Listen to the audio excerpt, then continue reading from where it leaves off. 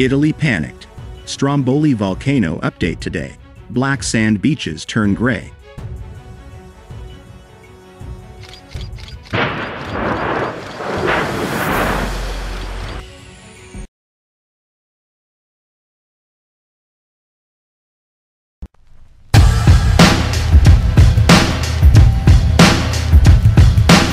The paroxysm on July 11th created a large, tall column of ash, both from an explosive eruption at the summit and from a turbulent hot avalanche triggered by it that descended over Sciara. The impressive plume of ash rose several kilometers and drifted southeast over the islands and sea.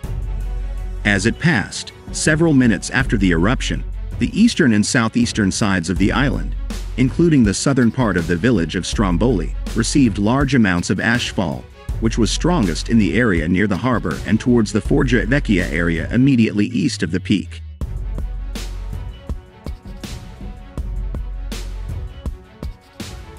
The ashfall deposits are mostly very fine-grained gray to brownish powdery ash, which reaches a thickness of about 1 millimeter in the southernmost areas near the port. Most residents are relatively quick to clean their roofs, terraces, and other surfaces. Stromboli's famous black sand beach is suddenly no longer black, but gray-brown.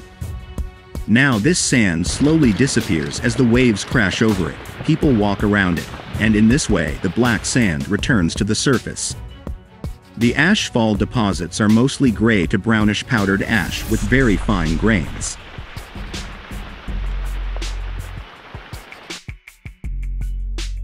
Which reaches a thickness of about 1 millimeter in the southernmost area near the port.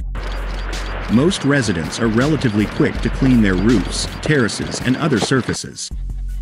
Stromboli's famous black sand beach is suddenly no longer black, but gray-brown.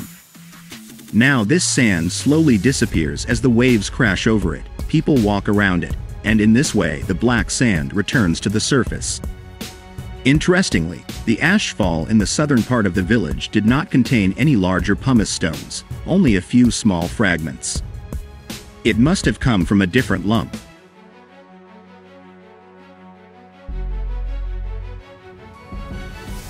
One hypothesis could be that the pumice-rich part of the plume, corresponding to the magma erupted during the vertical eruption, did not hit the eastern part of Stromboli at all and simply deposited to the south and sea, where it then swept the floating pumice onto the coast at eastern part of the island. Part of the plume that created the fine ashfall may have come from a plume produced by an avalanche at Sciara del Fuoco, when part of the crater terrace collapsed. This lump contains a lot of old crushed rock, which was originally located in the crater area.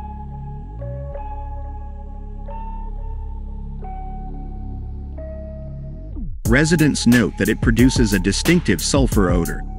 It would fit with this picture that most of the material originally came from the crater area, which contains abundant sulfur deposits from fumaroles. The lava flow remained active and reached the sea, where a small lava delta formed on the shores of the Sciara del Fuoco.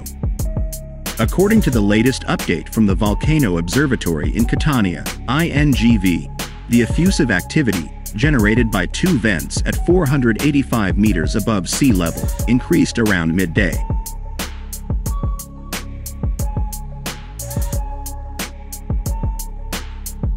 Small eruptions occur when incandescent lava enters the sea and clouds of steam form there.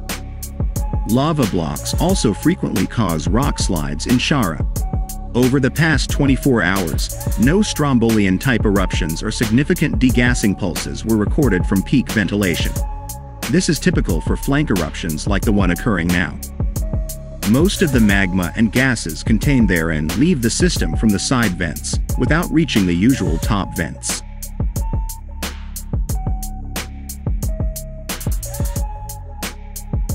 The Volcano Institute in Catania, INGV Catania, reports that weak effusive activity, lava flows, has returned from a crater previously located at an altitude of 510 meters above sea level in Sciara del Fuoco.